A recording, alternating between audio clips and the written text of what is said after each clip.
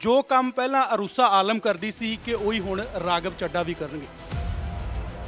ਇਹ ਸਾਰੀ ਗੱਲ ਸਾਰਿਆਂ ਦੇ ਸਾਹਮਣੇ ਹੈ ਕਿ ਰਾਘਵ ਚੱਡਾ ਦੀ ਨਿਯੁਕਤੀ ਤੇ ਆਖਰ ਸਵਾਲ ਕਿਉਂ?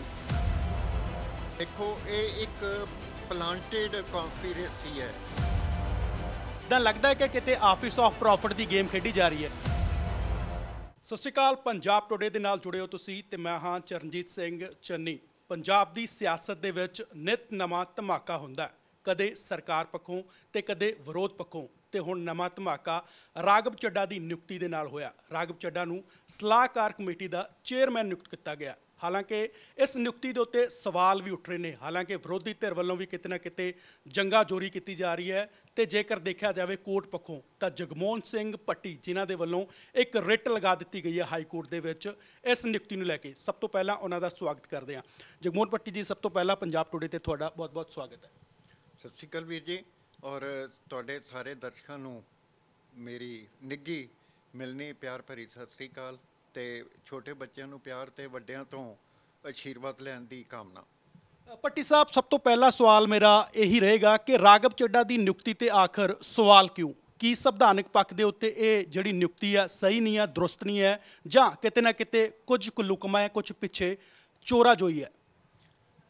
ਆ ਜੋ ਸ਼ਬਦਾਂ ਦਾ ਤੁਸੀਂ ਇਸਤੇਮਾਲ ਕੀਤਾ ਹੈ, ਜੇ ਮੈਂ ਤਾਂ ਇੱਕੋ ਵਰਡ ਦੇ ਵਿੱਚ ਜਵਾਬ ਦਿਆਂ ਯੈਸ, ਤੇ ਇਹ ਕੋਈ ਗਲਤ ਗੱਲ ਨਹੀਂ, ਕਿਉਂਕਿ ਜਿਹੜੀ ਨਿਯੁਕਤੀ ਹੋਈ ਹੈ ਇਹ ਚੀਫ ਸੈਕਟਰੀ ਪੰਜਾਬ ਨੇ ਕੀਤੀ ਹੈ, ਜਿਹਦੇ ਕੋਲ ਕੋਈ ਅਖਤਿਆਰ ਹੀ ਨਹੀਂ। ਜਿਹੜੀ ਨੋਟੀਫਿਕੇਸ਼ਨ ਹੈ ਉਹ ਨੋਟੀਫਿਕੇਸ਼ਨ ਦੀ ਗਜ਼ਟ ਨੋਟੀਫਿਕੇਸ਼ਨ ਨਹੀਂ ਹੋਈ, ਉਹਦਾ ਕੋਈ ਨੰਬਰ ਨਹੀਂ, ਕੋਈ ਕੁਛ ਨਹੀਂ।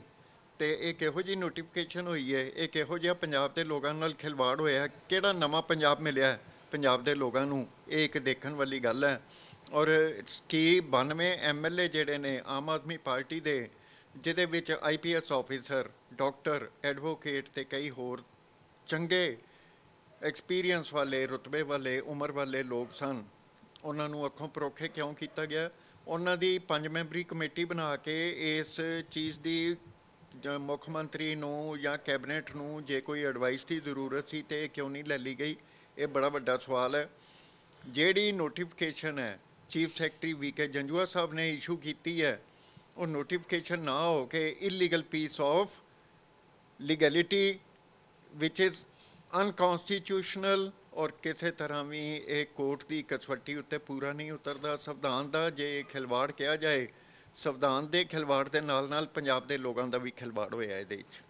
ਤੇ ਸਿੱਧੇ ਤੌਰ ਤੇ ਜੇ ਮੈਂ ਗੱਲ ਕਰਾਂ ਕਿ ਇਸ ਨਿਯੁਕਤੀ ਨੂੰ ਲੈ ਕੇ ਤੁਸੀਂ ਕਹਿ ਰਹੇ ਹੋ ਕਿ ਕਿਤੇ ਨਾ ਕਿਤੇ ਸੰਵਿਧਾਨ ਦੀ ਉਲੰਘਣਾ ਹੈ, ਪਰੰਤੂ ਆਮ ਆਦਮੀ ਪਾਰਟੀ ਦੀ ਐਸੀ ਆਖਰ ਮਜਬੂਰੀ ਕੀ ਹੈ ਕਿ ਰਾਘਵ ਚੱਡਾ ਨੂੰ ਸਲਾਹਕਾਰ ਕਮੇਟੀ ਦਾ ਚੇਅਰਮੈਨ ਨਿਯੁਕਤ ਕੀਤਾ ਗਿਆ? ਹਾਲਾਂਕਿ ਜਦੋਂ ਸੱਤਾ ਆਉਣ ਤੋਂ ਪਹਿਲਾਂ ਭਗਵੰਤ ਮਾਨ ਸਟੇਜਾਂ ਦੇ ਉੱਤੋਂ ਕਹਿੰਦੇ ਹੁੰਦੇ ਸੀ ਕਿ ਜਿਹੜੇ ਵਿਧਾਇਕ ਜਿੱਤਣਗੇ ਉਹਨਾਂ ਦੇ ਵਿੱਚ ਡਾਕਟਰ ਵੀ ਨੇ, ਮਾਸਟਰ ਵੀ ਨੇ, ਇੰਜੀਨੀਅਰ ਵੀ ਨੇ, ਹਰ ਪੱਖੇ ਦੇ, ਹਰ ਖਿੱਤੇ ਦੇ ਲੋਕ ਨੇ, ਪਰੰਤੂ ਉਹਨਾਂ ਦੀ ਸਲਾਹ ਅੱਜ ਕਿਤੇ ਨਾ ਕਿਤੇ ਦੂਰ ਕਿਉਂ ਹੈ ਤੇ ਰਾਘਵ ਚੱਡਾ ਦੀ ਸਲਾਹ ਬੜੀ ਨੇੜੇ ਕਿਉਂ ਹੈ?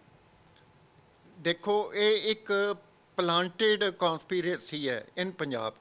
1947 ਤੋਂ ਲੱਗ ਕੇ ਅੱਜ ਤੱਕ ਪੰਜਾਬ ਦੇ ਵਿੱਚ ਸਾਜ਼ਿਸ਼ਾਂ ਹੀ ਹੋਈਆਂ, ਪੰਜਾਬ ਦੇ ਲੋਕਾਂ ਨਾਲ ਸਾਜ਼ਿਸ਼ਾਂ ਹੋਈਆਂ, ਪੰਜਾਬ ਦੇ ਲੋਕਾਂ ਨਾਲ ਖਿਲਵਾੜ ਹੋਇਆ। ਮੈਂ ਉਸ ਪੰਜਾਬ ਦੀ ਗੱਲ ਕਰਦਾ ਜੋ 1947 ਦਾ ਪੰਜਾਬ ਸੀ, ਜਿਹੜਾ ਭਾਰਤ ਦੇ ਵਿੱਚ ਪੂਰਬੀ ਪੰਜਾਬ ਖੁਆਇਆ, ਉਸ ਪੰਜਾਬ ਦੀ ਗੱਲ ਕਰਦਾ। ਇਸ 'ਤੇ ਕਿਵੇਂ ਟੁੱਟੇ ਹੋਏ, ਕਿਵੇਂ ਬੇਰਹਿਮੀ ਨਾਲ ਇਹਦੇ ਸੋਰਸਿਸ ਨੂੰ ਲੁੱਟਿਆ ਗਿਆ, ਔਰ ਕਿਵੇਂ ਇਸ ਦੇ ਲੋਕਾਂ ਨਾਲ ਖਿਲਵਾੜ ਕੀਤਾ ਗਿਆ। ਪੰਜਾਬ, ਹਰਿਆਣਾ, ਹਿਮਾਚਲ, ਚੰਡੀਗੜ੍ਹ ਤੇ ਦਿੱਲੀ ਦਾ ਖਿੱਤਾ ਜਿਹੜਾ ਹੈ ਇਹ ਅਲੱਗ ਕੀਤਾ ਗਿਆ ਪੰਜਾਬ ਦੇ ਸੋਵਰੈਨਿਟੀ ਵਿੱਚੋਂ, ਔਰ ਜੇ ਇਸ ਸੋਵਰੈਨਿਟੀ ਦੇ ਵਿੱਚੋਂ ਇਸ ਨੂੰ ਅਲੱਗ ਕੀਤਾ ਗਿਆ ਤਾਂ ਸਰਪਲਸ ਸਟੇਟ ਪੰਜਾਬ ਦੀ ਜਿਹੜੀ ਸੀ, ਪੰਜਾਬ ਵੀ 3 ਲੱਖ ਕਰੋੜ ਦੇ ਕਰਜ਼ੇ ਥੱਲੇ, ਹਰਿਆਣਾ ਵੀ 2 ਲੱਖ ਕਰੋੜ ਦੇ ਕਰਜ਼ੇ ਥੱਲੇ, ਪੌਣੇ 2 ਲੱਖ ਕਰੋੜ ਦੇ ਕਰਜ਼ੇ ਥੱਲੇ ਹਿਮਾਚਲ ਹੈ। ਤੇ ਇਹਨਾਂ ਸਟੇਟਾਂ ਦੇ ਲੋਕਾਂ ਨੇ ਕੀ ਖੱਟਿਆ ਤੇ ਕੀ ਵਟਿਆ, ਇਹ ਇੱਕ ਲੋਕ ਸਮਝਣ, ਲੋਕ ਸੋਚਣ ਕਿ ਜਿਹੜੇ ਭਰਾ ਇਕੱਠੇ ਰਹਿੰਦੇ ਸੀ, ਸਦਭਾਵਨਾ ਨਾਲ ਰਹਿੰਦੇ ਸੀ, ਉਹਨਾਂ ਨਾਲ ਕਿਸ ਤਰ੍ਹਾਂ ਆਪਸੀ ਦੁਸ਼ਮਣੀਆਂ ਦੇ ਬੀਜ ਬੋਏ ਗਏ ਨੇ। ਔਰ ਇਸ ਦੁਸ਼ਮਣੀ ਦੇ ਵਿੱਚ ਇੱਕ ਜੇ ਇਹ ਕਿਹਾ ਜਾਏ ਇਸ ਪੰਜਾਬ ਦੇ ਵਿੱਚ, ਅੱਜ ਦੇ ਅਜੋਕੇ ਪੰਜਾਬ ਦੇ ਵਿੱਚ, ਇਹ ਇੱਕ ਹੋਰ ਕਦਮ ਹੈ ਤੇ ਜਿਹਦਾ ਸ਼੍ਰੇ ਜਿਹੜਾ ਆਮ ਆਦਮੀ ਪਾਰਟੀ ਨੂੰ ਜਾਂਦਾ ਹੈ। ਆਮ ਆਦਮੀ ਪਾਰਟੀ ਨਾ ਹੋ ਕੇ ਖਾਸ ਆਦਮੀ ਪਾਰਟੀ ਬਣ ਗਈ ਹੈ ਤੇ ਇਹਦੇ ਵਿੱਚ ਕੋਈ ਗਲਤ ਗੱਲ ਨਹੀਂ। ਤੇ ਤੁਸੀਂ ਕਹਿ ਰਹੇ ਹੋ ਕਿ ਰਾਘਵ ਚੱਡਾ ਦੀ ਨਿਯੁਕਤੀ ਵੀ ਗਲਤ ਹੈ ਤੇ ਕਿਤੇ ਨਾ ਕਿਤੇ ਪੰਜਾਬ ਦੀ ਸਵਾਲਾਂ ਦੇ ਘੇਰੇ ਦੇ ਵਿੱਚ। ਆਖਰ ਭਗਵੰਤ ਮਾਨ ਦੇ ਕੋਲ ਕੀ ਇਹ ਰਾਈਟ ਹੈ ਸੰਵਿਧਾਨਿਕ ਤੌਰ ਤੇ ਕਿ ਇਹ ਫੈਸਲਾ ਲੈਣ ਦਾ ਅਧਿਕਾਰ ਹੈ ਕਿ ਰਾਘਵ ਚੱਡਾ ਨੂੰ ਸਲਾਹਕਾਰ ਨਿਯੁਕਤ ਕੀਤਾ ਜਾ ਸਕੇ? ਬਿਲਕੁਲ ਨਹੀਂ, ਕੋਈ ਅਧਿਕਾਰ ਨਹੀਂ, ਕੋਈ ਕੁਛ ਨਹੀਂ। ਜੇ ਕੋਈ ਵੀ ਕਾਨੂੰਨ ਚੱਲਣਾ ਹੈ ਤਾਂ ਸੰਵਿਧਾਨ ਦੇ ਮੁਤਾਬਕ ਚੱਲਣਾ ਹੈ। ਸੰਵਿਧਾਨ ਦੇ ਮੁਤਾਬਕ ਜਿਹੜੀ ਹੈ ਗੱਲ ਹੋਣੀ ਹੈ। ਜੇ ਸੰਵਿਧਾਨ ਦੇ ਮੁਤਾਬਕ ਗੱਲ ਨਹੀਂ ਹੋਈ ਤਾਂ ਫਿਰ ਇਹ ਕਿਹੋ ਜਿਹਾ ਕਾਨੂੰਨ ਹੈ, ਕਿੱਥੋਂ ਲਿਆਂਦਾ ਹੈ, ਕਿਹਦੀ ਸੋਚੀ ਸਮਝੀ ਸਾਜ਼ਿਸ਼ ਹੈ? ਕਿਵੇਂ ਪੰਜਾਬ ਦੇ 92 ਆਮ ਆਦਮੀ ਪਾਰਟੀ ਦੇ MLAਆਂ ਦੀ ਇਹ ਮਾਨ ਸਨਮਾਨ ਵਧਿਆ ਇਸ ਨਿਯੁਕਤੀ ਨਾਲ? ਇਹ ਇੱਕ ਆਪਣੇ ਆਪ ਦੇ ਵਿੱਚ ਸਵਾਲ ਹੈ। ਮੇਰਾ ਖਿਆਲ ਹੈ ਕਿ ਜੋ ਮੇਰੇ ਕੋਲ ਫੀਡਬੈਕ ਹੈ ਇਸ ਵੇਲੇ, ਆਮ ਆਦਮੀ ਪਾਰਟੀ ਦੇ ਜਿਹੜੇ MLA ਨੇ, ਜਿਹੜੇ ਪੜ੍ਹੇ ਲਿਖੇ ਨੇ, ਜਿਨ੍ਹਾਂ ਦੇ ਨਾਂ 'ਤੇ ਵੋਟਾਂ ਲਈਆਂ ਗਈਆਂ, ਉਹਨਾਂ ਦੇ ਵਿੱਚ ਵੀ ਰੱਸਾਕਸ਼ੀ, ਕਸ਼ਮਕਸ਼ ਅਤੇ ਕਈ ਕੁਛ ਦਿਮਾਗ ਪੱਚੀ ਸ਼ੁਰੂ ਹੋ ਗਈ ਹੈ ਵੀ ਇਹ ਕੀ ਐਸਾ ਕ੍ਰਾਈਸਿਸ ਜਿਹੜਾ ਆ ਗਿਆ ਕਿ ਜਿਸ ਨੂੰ ਸਾਹਮਣਾ ਪਏਗਾ। ਕਿਉਂਕਿ ਜਿੰਨੇ ਵੀ ਦੇਖਿਆ ਜਾਏ ਕਾਰਗੁਜ਼ਾਰੀ ਨੂੰ ਪੰਜਾਬ ਸਰਕਾਰ ਦੀ ਨੂੰ, ਭਗਵੰਤ ਮਾਨ ਜੀ ਦੀ ਮੁੱਖ ਮੰਤਰੀਸ਼ਿਪ ਦੇ ਥੱਲੇ ਜਿੰਨੀ ਵੀ ਕਾਰਗੁਜ਼ਾਰੀ ਆਈ ਹੈ ਆਮ ਆਦਮੀ ਪਾਰਟੀ ਦੀ, ਉਹ ਕਾਰਗੁਜ਼ਾਰੀ ਨਾ ਹੋ ਕੇ ਬੇਰੁਜ਼ਗਾਰੀ ਹੋ ਗਈ ਹੈ। ਸਿੱਧੇ ਤੌਰ ਤੇ ਇਦਾਂ ਲੱਗਦਾ ਹੈ ਕਿ ਕਿਤੇ office of profit the game ਖੇਡੀ ਜਾ ਰਹੀ ਹੈ। ਆਫਿਸ ਆਫ ਪ੍ਰੋਫਿਟ ਤੇ ਹੈ ਹੀ ਹੈ, ਕਿਉਂ ਨਹੀਂ office of profit? Raghav Chadha 3 ਸਾਲ ਰਹੇ ਨੇ MLA, ਦਿੱਲੀ ਅਸੈਂਬਲੀ ਦੇ, ਅਸਤੀਫਾ ਦਵਾਇਆ ਉਹਨਾਂ ਨੂੰ, ਪੰਜਾਬ ਵਿੱਚ ਪਲਾਂਟ ਕਰਨ ਦਾ ਯਤਨ ਕੀਤਾ, ਉੱਥੋਂ ਉਹਨਾਂ ਨੇ ਪੈਨਸ਼ਨ ਲਈ MLA-ਸ਼ਿਪ ਦੀ। ਫਿਰ ਉਹਨਾਂ ਨੂੰ ਦਿੱਲੀ ਜਲ ਬੋਰਡ ਦਾ ਕੋਈ ਅਧਿਕਾਰਿਤ ਤੌਰ 'ਤੇ ਕੰਮ ਸੌਂਪਿਆ ਗਿਆ, ਉਹਦੇ ਵਿੱਚ ਵੀ ਉਹ ਬੁਰੀ ਤਰ੍ਹਾਂ ਨਾਕਾਮ ਹੋਏ।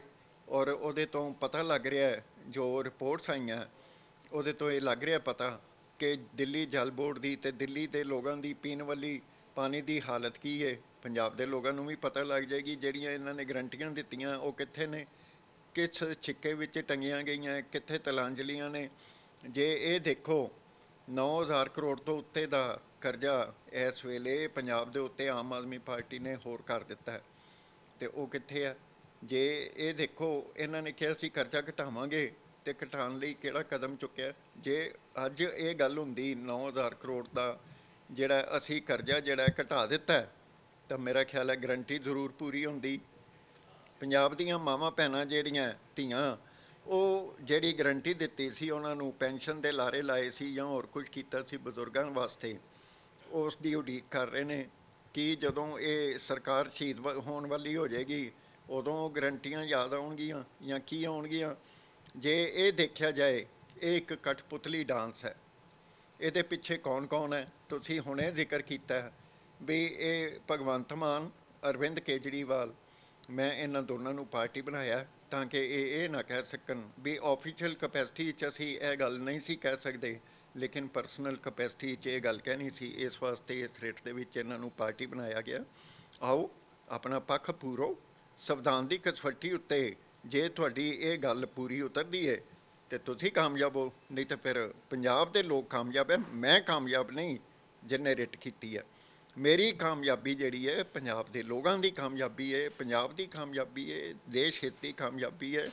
ਨਾ ਕਾਹੂੰ ਸੇ ਦੋਸਤੀ, ਨਾ ਕਾਹੂੰ ਸੇ ਬੈਰ, ਮੰਗਾ ਮੈਂ ਆਪਣੇ ਪੰਜਾਬ ਤੇ ਪੰਜਾਬੀਆਂ ਦੀ ਖੈਰ। ਸਿੱਧੇ ਤੌਰ ਤੇ ਜਿਸ ਤਰ੍ਹਾਂ ਤੁਸੀਂ ਕਹਿ ਰਹੇ ਹੋ ਕਿ ਇਹ ਇੱਕ ਤੌਰ ਤੇ ਗੈਰ ਕਾਨੂੰਨੀ ਵੀ ਹੈ ਤੇ ਗੈਰ ਇਖਲਾਕੀ ਵੀ ਹੈ। ਦੇਖੋ, ਚੀਫ ਸੈਕਟਰੀ ਸਾਹਿਬ ਕੋਲ ਕੋਈ ਅਖਤਿਆਰ ਨਹੀਂ ਇਹੋ ਜਿਹੀ ਨੋਟੀਫਿਕੇਸ਼ਨ ਦੇਣ ਦਾ। ਜਿਹਦੀ ਗਜ਼ਟ ਨੋਟੀਫਿਕੇਸ਼ਨ ਹੀ ਨਹੀਂ ਹੋਈ, ਉਹ ਕਿਹੋ ਜਿਹੀ ਨੋਟੀਫਿਕੇਸ਼ਨ ਹੈ? ਇਹ ਪੈਰਲਲ ਗਵਰਨਮੈਂਟ ਵਿਦਿਨ ਗਵਰਨਮੈਂਟ ਹੈ। ਜੇ ਇਹਨੂੰ ਪੈਰਲਲ ਗਵਰਨਮੈਂਟ ਵਿਦਿਨ ਗਵਰਨਮੈਂਟ ਕਿਹਾ ਜਾਏ ਤਾਂ ਫਿਰ ਭਗਵੰਤ ਮਾਨ ਜੀ ਦੀਆਂ ਤਾਕਤਾਂ ਦਾ ਜਿਹੜਾ ਉਹ ਭੋਗ ਪੈ ਗਿਆ ਜਾਂ ਕੀ ਹੋ ਗਿਆ? ਇਹ ਜਿਹੜੇ ਪੰਜਾਬ ਦੇ MLA ਨੇ ਉਹ ਕਿਉਂ ਨਹੀਂ ਬੋਲ ਰਹੇ ਇਸ ਵੇਲੇ? ਕਿਉਂ ਚੁੱਪ ਨੇ 92 MLA? ਕੀ ਉਹਨਾਂ ਵਿੱਚ ਕੋਈ ਵੀ ਕਾਬਲ MLA ਨਹੀਂ ਰਹਿ ਗਿਆ ਜਿਨ੍ਹਾਂ ਦੇ ਸਿਰ 'ਤੇ, ਜਿਨ੍ਹਾਂ ਦੇ ਪਬਲਿਸਿਟੀ ਦੇ ਬੇਸ ਦੇ ਉੱਤੇ ਇਹਨਾਂ ਨੇ ਵੋਟਾਂ ਲਈਆਂ? ਜਿਵੇਂ ਕੁੰਵਰ ਵਿਜੇ ਪ੍ਰਤਾਪ ਸਿੰਘ ਹੈ, 24 ਘੰਟੇ 'ਚ ਜਾਂ 20 ਘੰਟੇ 'ਚ ਅਸੀਂ ਬਹਿਬਲ ਕਲਾਂ ਦਾ ਮਸਲਾ ਹੱਲ ਕਰ ਦਿਆਂਗੇ। 90 ਦਿਨ ਤੋਂ ਉੱਤੇ ਹੋ ਗਏ ਨੇ ਸਰਕਾਰ ਆਈ ਨੂੰ, ਅਜੇ ਤੱਕ ਕੁਛ ਨਹੀਂ ਹੋਇਆ। ਨਸ਼ਿਆਂ ਦੇ ਬਾਰੇ ਵੀ ਉਹਨਾਂ ਨੇ ਗੱਲ ਕੀਤੀ ਸੀ, ਇਸ ਤਰ੍ਹਾਂ ਦੀਆਂ ਕਈ ਹੋਰ ਗੱਲਾਂ ਕੀਤੀਆਂ ਸੀ। ਜੇ ਇਹ ਦੇਖਿਆ ਜਾਏ ਪੰਜਾਬ ਦੇ ਕੋਲ ਵਧੀਆ ਟੌਪ ਦੇ ਇਸ ਵੇਲੇ ਰਿਟਾਇਰਡ IAS ਆਫੀਸਰ ਨੇ। ਮੇਰਾ ਖਿਆਲ ਹੈ ਜੇ ਉਹਨਾਂ ਨੂੰ ਕਿਸੇ ਵੀ 5 IAS ਆਫੀਸਰਸ ਨੂੰ ਇਹ ਕਹਿ ਦਿੱਤਾ ਜਾਂਦਾ ਕਿ ਸਾਨੂੰ ਇਸ ਚੀਜ਼ ਦੀ ਜ਼ਰੂਰਤ ਹੈ ਤੇ ਕਿਸੇ IAS ਆਫੀਸਰ ਨੇ ਪੰਜਾਬ ਦੇ ਹਿੱਤ ਦੀ ਖਾਤਰ ਇਹ ਨਹੀਂ ਸੀ ਕਹਿਣਾ ਵੀ ਅਸੀਂ ਤੁਹਾਨੂੰ ਰਾਏ ਨਹੀਂ ਦਿੰਦੇ। ਉਹਨਾਂ ਨੇ ਆਪਣੇ ਲੰਬੀ ਇਨੰਗ ਖੇਡੀ ਹੈ ਜਿਹੜੀ ਉਹਨਾਂ ਨੇ ਬਤੌਰ IAS ਆਫੀਸਰ ਪੰਜਾਬ ਦੇ ਪ੍ਰਬੰਧਨ ਵਾਸਤੇ, ਉਹਦੇ ਵਿੱਚੋਂ ਉਹਨਾਂ ਨੇ ਆਪਣੇ ਤਜਰਬਿਆਂ ਦੇ ਵਿੱਚੋਂ ਭਗਵੰਤ ਮਾਨ ਦੀ ਕਾਉਂਸਲ ਆਫ ਮਿਨਿਸਟਰ ਦਾ ਮਾਨ ਸਨਮਾਨ ਉੱਚਾ ਕਰ ਦੇਣਾ ਸੀ। ਭਗਵੰਤ ਮਾਨ ਤੇ ਉਹਨਾਂ ਦੀ ਕਾਉਂਸਲ ਆਫ ਮਿਨਿਸਟਰ ਨੂੰ ਐਡਵਾਈਜ਼ਰ ਦੀ ਕੋਈ ਜ਼ਰੂਰਤ ਨਹੀਂ ਤੇ ਨਾ ਹੀ ਸੰਵਿਧਾਨ ਦੇ ਵਿੱਚ ਐਸਾ ਪ੍ਰਾਵਧਾਨ ਹੈ। ਇਹ ਸਿਰਫ ਪ੍ਰਾਵਧਾਨ ਜਿਹੜਾ ਹੈ ਚੀਫ ਮਿਨਿਸਟਰ ਤੇ ਕਾਉਂਸਲ ਆਫ ਮਿਨਿਸਟਰ ਜਿਹੜੀ ਹੈ ਉਹ ਬਣਦੀ ਹੈ aid and advice of governor of Punjab. Bhagwant Mann ਸਿੱਧੇ ਤੌਰ ਤੇ ਕਹਿੰਦਾ ਸੀ ਕਿ ਮੈਂ ਰੰਗਲਾ ਪੰਜਾਬ ਬਣਾਉਣ ਜਾ ਰਿਹਾ। ਕੀ ਇਹ ਰੰਗਲਾ ਪੰਜਾਬ ਬਣ ਰਿਹਾ ਜਾਂ ਗੰਦਲਾ ਪੰਜਾਬ ਬਣ ਰਿਹਾ? ਆ ਜੋ ਤੁਸੀਂ ਸ਼ਬਦ ਇਸਤੇਮਾਲ ਕੀਤਾ, ਮੈਂ ਮੂੰਹੋਂ ਨਹੀਂ ਕਹਿਣਾ ਚਾਹੁੰਦਾ ਆਪਣੇ ਪੰਜਾਬ ਬਾਰੇ, ਗੱਲ ਇਹੀ ਹੋ ਰਹੀ ਹੈ ਰੰਗਲਾ ਪੰਜਾਬ ਤਾਂ ਰਹਿ ਗਿਆ, ਫਿੱਕਾ ਪੰਜਾਬ ਬਣ ਗਿਆ ਔਰ ਕੋਈ ਇਹਦੇ ਵਿੱਚ ਉਹ ਗੱਲ ਨਹੀਂ ਰਹਿ ਗਈ ਜਿਹੜੀ ਹੋਣੀ ਚਾਹੀਦੀ ਹੈ।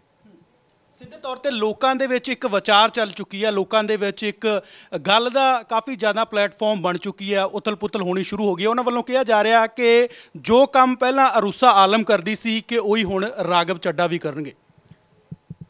ਦੇਖੋ ਇਹ ਸਾਰੀ ਗੱਲ ਸਾਰਿਆਂ ਦੇ ਸਾਹਮਣੇ ਆ ਔਰ ਜੇ ਇੱਥੇ ਮੈਂ ਇਹ ਕਹਾਂ ਕਿ ਪੰਜਾਬ ਦੇ ਲੋਕਾਂ ਨੇ ਸੰਗਰੂਰ ਦੀ ਆ ਜਿਹੜੀ ਹੁਣੇ ਲੋਕ ਸਭਾ ਦੀ ਇਲੈਕਸ਼ਨ ਹੋਈ ਹੈ ਉਹਦੇ ਵਿੱਚ ਇੱਕ ਸਹੀ ਜਵਾਬ ਆਮ ਆਦਮੀ ਪਾਰਟੀ ਨੂੰ ਦਿੱਤਾ ਹੈ ਤੇ ਇਹਦੇ ਵਿੱਚ ਕੋਈ ਗਲਤ ਗੱਲ ਨਹੀਂ।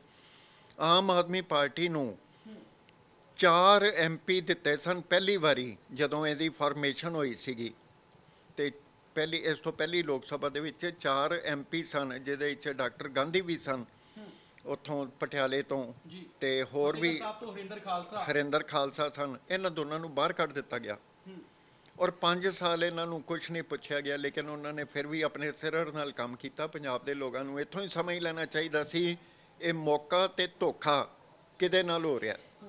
ਮੌਕਾ ਤੁਸੀਂ ਕਿਹਨੂੰ ਦੇ ਰਹੇ ਹੋ ਤੇ ਧੋਖਾ ਕਿਹਦੇ ਨਾਲ ਹੋ ਰਿਹਾ ਤੇ ਅੱਗੋਂ ਰੋਕਾ ਜਿਹੜਾ ਹੈ ਕਿਸ ਤਰ੍ਹਾਂ ਦਾ ਹੋਏਗਾ ਤੁਹਾਡਾ, ਇਹ ਤੁਹਾਡੇ ਸਾਹਮਣੇ ਅੱਜ ਆ ਰਿਹਾ ਔਰ ਆਂਦਾ ਰਹੇਗਾ ਜੇ ਹੁਣੇ ਹੀ ਨੱਥ ਨਾ ਪਾਈ। ਇਸ ਤਰ੍ਹਾਂ ਦੀਆਂ ਪਹਿਲਾਂ ਵੀ ਤੁਹਾਡੇ ਵੱਲੋਂ ਰਿਟਾਂ ਦਾਇਰ ਕੀਤੀ ਗਈਆਂ, ਉਹਨਾਂ ਦਾ ਅਸਰ ਕੀ ਦੇਖਣ ਨੂੰ ਮਿਲਿਆ ਕਿ ਉਹਨਾਂ ਦੇ ਵਿੱਚ ਜਿਹੜੇ ਪਾਰਲੀਮੈਂਟ ਸਕੱਤਰ ਲਾਏ ਗਏ ਸੀ ਜਾਂ ਉੱਚ ਅਹੁਦਿਆਂ ਤੇ ਨਿਵਾਜੇ ਗਏ ਸੀ ਉਹਨਾਂ ਨੂੰ ਕਿਤੇ ਨਾ ਕਿਤੇ ਆਪਣੀ ਕੁਰਸੀਆਂ ਛੱਡਣੀ ਪਈਆਂ ਜਾਂ ਕਿਤੇ ਨਾ ਕਿਤੇ ਤੁਹਾਨੂੰ ਨਿਰਾਸ਼ ਹੋਣਾ ਪਿਆ? ਪੰਜਾਬ ਸਰਕਾਰ ਨੇ ਚੀਫ ਪਾਰਲੀਮੈਂਟਰੀ ਸੈਕਟਰੀ ਵਾਲੀ ਰਿਟ ਮੇਰੀ ਕਾਮਯਾਬ ਹੋਣ ਤੋਂ ਬਾਅਦ ਪੰਜਾਬ ਦੇ ਵਿੱਚ ਤੇ ਹਰਿਆਣਾ ਦੇ ਵਿੱਚ ਨਾ ਹਰਿਆਣਾ ਦੀ ਜ਼ਰੂਰਤ ਹੋਈ ਨਾ ਪੰਜਾਬ ਦੀ ਜ਼ਰੂਰਤ ਹੋਈ ਕਿ ਉਹ ਇਹਨਾਂ ਅਪਾਇੰਟਮੈਂਟਾਂ ਨੂੰ ਆਪਣੇ MLA ਨੂੰ ਦੇ ਸਕਣ ਜਾਂ ਕੁਛ ਕਰ ਸਕਣ।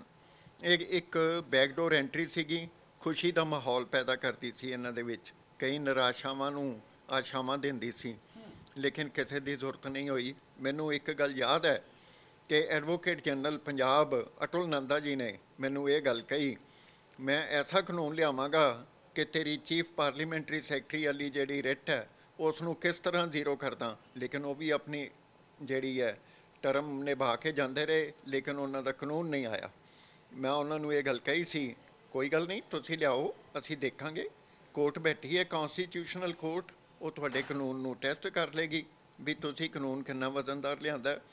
ਉਸ ਚੀਫ ਪਾਰਲੀਮੈਂਟਰੀ ਸੈਕਟਰੀ ਵਾਲੀ ਰਿਟ ਜਿਹੜੀ ਕਾਮਯਾਬੀ ਸੀਗੀ ਉਹ ਪੰਜਾਬ ਦੇ ਲੋਕਾਂ ਦੀ ਕਾਮਯਾਬੀ ਸੀ ਔਰ ਉਹ 9 ਸਾਲ ਦੀ ਜਿਹੜੀ ਸੀ ਮੇਰੀ ਇਹਦੇ ਵਿੱਚ ਮਿਹਨਤ ਸੀ, ਇਨਵੋਲਵ ਸੀ 9 ਸਾਲ ਤੋਂ ਉੱਤੇ ਦੀ ਔਰ ਮੈਨੂੰ ਇਸ ਗੱਲ ਦੀ ਖੁਸ਼ੀ ਸੀ ਇਹ ਰਿਟ ਕਾਮਯਾਬ ਹੋਈ ਹੈ, ਮੇਰੇ ਪੰਜਾਬ ਦੇ ਲੋਕ ਕਾਮਯਾਬ ਹੋ ਗਏ, ਮੈਨੂੰ ਇਹੀ ਖੁਸ਼ੀ ਸੀ। ਤੁਸੀਂ ਹੁਣ ਜਿਹੜੀ ਇਹ ਰਿਟ ਦਾਇਰ ਕੀਤੀ ਹੈ ਇਹ ਕਿੰਨੀ ਕੁ ਸਟਰੋਂਗ ਹੈ ਕਿ ਲੱਗਦਾ ਹੈ ਜਿਸ ਤਰ੍ਹਾਂ ਪਹਿਲਾਂ ਨਿਯੁਕਤੀਆਂ ਰੱਦ ਕੀਤੀਆਂ ਗਈਆਂ ਨੇ ਕਿ ਕਿਤੇ ਨਾ ਕਿਤੇ ਹੁਣ ਰਾਘਵ ਚੱਡਾ ਦੀ ਨਿਯੁਕਤੀ ਵੀ ਰੱਦ ਹੋਵੇਗੀ ਤੇ ਇਸ ਦੇ ਵਿੱਚ ਸਮਾਂ ਕਿੰਨਾ ਲੱਗੇਗਾ, ਕਿਤੇ ਨਾ ਕਿਤੇ ਸਮਾਂ ਬਾਉਂਡਿੰਗ ਹੈ ਇਸ ਚੀਜ਼ 'ਚ ਜਾਂ ਕਿਤੇ ਨਾ ਕਿਤੇ 5 ਸਾਲ ਦੀ ਟਰਮ ਰਾਘਵ ਚੱਡਾ ਪੂਰੀ ਕਰ ਜਾਣਗੇ?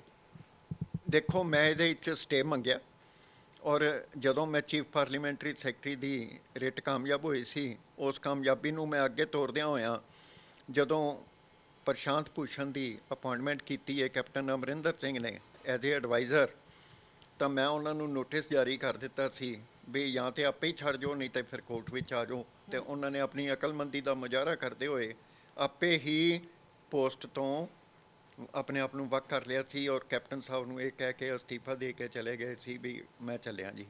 ਕੀ ਕਾਰਨ ਹੋਣਗੇ ਵਿਚਲੇ, ਕੀ ਹੋਏਗਾ ਕੀ ਨਹੀਂ ਮੈਨੂੰ ਨਹੀਂ ਪਤਾ ਇਹ ਉਹ ਚੀਫ ਪਾਰਲੀਮੈਂਟਰੀ ਸੈਕਟਰੀ ਵਾਲੀ ਰਿਟ ਦਾ ਹੀ ਅਸਰ ਸੀ ਇਸ ਨੋਟਿਸ ਦਾ ਕਾਮਯਾਬੀ 'ਚ। ਜੇ ਹੁਣ ਇਸ ਚੀਜ਼ ਨੂੰ ਸਾਹਮਣੇ ਰੱਖਿਆ ਜਾਏ ਤਾਂ ਮੇਰਾ ਖਿਆਲ ਹੈ ਕਿ ਇਹ ਅਕਲਮੰਦੀ ਦਾ ਮੁਜ਼ਾਹਰਾ ਆਮ ਆਦਮੀ ਪਾਰਟੀ ਦੀ ਸਰਕਾਰ ਕਰਦੀ ਹੈ ਜਾਂ ਨਹੀਂ ਕਰਦੀ। ਰਾਘਵ ਚੱਡਾ ਜੀ ਇਸ ਚੀਜ਼ ਨੂੰ ਕਿਸ ਤਰ੍ਹਾਂ ਲੈਂਦੇ ਨੇ, ਇਹ ਇੱਕ ਕੌਂਸਟੀਟਿਊਸ਼ਨਲ ਕੋਰਟ ਦੀ ਜਿਹੜੀ ਹੈ ਨਜ਼ਰਸਾਨੀ ਦੇ ਵਿੱਚ ਇਹ ਮਾਮਲਾ ਆ ਗਿਆ। ਉਹ ਦੇਖਣਗੇ, ਵਿਚਾਰਨਗੇ ਔਰ ਕਿੱਧਰ ਸਹੀ ਪਾਉਂਦੇ ਨੇ। ਇਹ ਇੱਕ ਆਪਣੇ ਆਪ ਦੇ ਵਿੱਚ ਬੜੇ ਵੱਡੇ ਸਵਾਲ ਹੋਣਗੇ ਜਿਹੜੇ ਤੁਸੀਂ ਅੱਗੋਂ ਵੀ ਪੁੱਛਣ ਆਓਗੇ। ਠੀਕ ਹੈ ਭੱਟੀ ਸਾਹਿਬ, ਸਾਡੇ ਨਾਲ ਜੁੜਨ ਦੇ ਲਈ ਬਹੁਤ-ਬਹੁਤ ਧੰਨਵਾਦ। ਸੋ ਜਗਮੋਹਨ ਸਿੰਘ ਭੱਟੀ ਉਹ ਐਡਵੋਕੇਟ ਨੇ ਜਿਨ੍ਹਾਂ ਦੇ ਵੱਲੋਂ ਪਹਿਲਾਂ ਵੀ ਰਿਟਾਂ ਦਾਇਰ ਕੀਤੀ ਗਈਆਂ ਨੇ ਵੱਡੀ ਕੁਰਸੀਆਂ ਦੇ ਉੱਤੇ ਜੋ ਵਿਰਾਜਮਾਨ ਸੀ, ਉਹਨਾਂ ਨੂੰ ਵੀ ਕਿਤੇ ਨਾ ਕਿਤੇ ਨਿਰਾਸ਼ ਹੋਣਾ ਪਿਆ। ਹੁਣ ਰਾਘਵ ਚੱਡਾ ਦੀ ਕੁਰਸੀ ਵੀ ਕਿਤੇ ਨਾ ਕਿਤੇ ਖਤਰੇ ਦੇ ਵਿੱਚ ਦਿਖਾਈ ਦੇ ਰਹੀ ਆ। ਉਹਨਾਂ ਦੇ ਵੱਲੋਂ ਸਿੱਧੇ ਤੌਰ ਤੇ ਕਿਹਾ ਗਿਆ ਕਿ ਇਹ ਇੱਕ ਗੈਰ ਸੰਵਿਧਾਨਿਕ ਅਹੁਦਾ, ਇਸ ਤੇ ਉਹਨਾਂ ਨੂੰ ਇਸ ਤਰ੍ਹਾਂ ਨਵਾਜਿਆ ਨਹੀਂ ਜਾ ਸਕਦਾ। ਹਾਲਾਂਕਿ ਇਹਦੇ ਨਾਲ ਇੱਕ ਸਵਾਲ ਅਸੀਂ ਤੁਹਾਡੇ ਕੋਲੋਂ ਵੀ ਪੁੱਛ ਲੈਣਾ ਚਾਹੁੰਦੇ ਹਾਂ ਕਿ ਜਿਸ ਤਰ੍ਹਾਂ ਸੱਤਾ ਤੋਂ ਪਹਿਲਾਂ ਆਮ ਆਦਮੀ ਪਾਰਟੀ ਵੱਡੇ ਵਾਅਦੇ ਤੇ ਦਾਅਵੇ ਕਰਦੀ ਸੀ ਕਿ ਅਸੀਂ ਆਮ ਹਾਂ ਤੇ ਆਮ ਰਵਾਂਗੇ, ਕੀ ਅੱਜ ਆਮ ਆਦਮੀ ਪਾਰਟੀ ਉਹ ਆਮ ਰਹੀ ਹੈ ਜਾਂ ਖਾਸ ਰਹੀ ਹੈ? ਇਸ ਬਾਬਤ ਤੁਸੀਂ ਆਪਣੀ ਰਾਏ ਸਾਨੂੰ ਕਮੈਂਟ ਬਾਕਸ ਦੇ ਵਿੱਚ ਦੇ ਸਕਦੇ ਹੋ ਤੇ ਸਾਡੇ ਨਾਲ ਜੁੜੇ ਰਹੋ ਤੇ ਵੇਖਦੇ ਰਹੋ ਪੰਜਾਬ ਟੁਡੇ।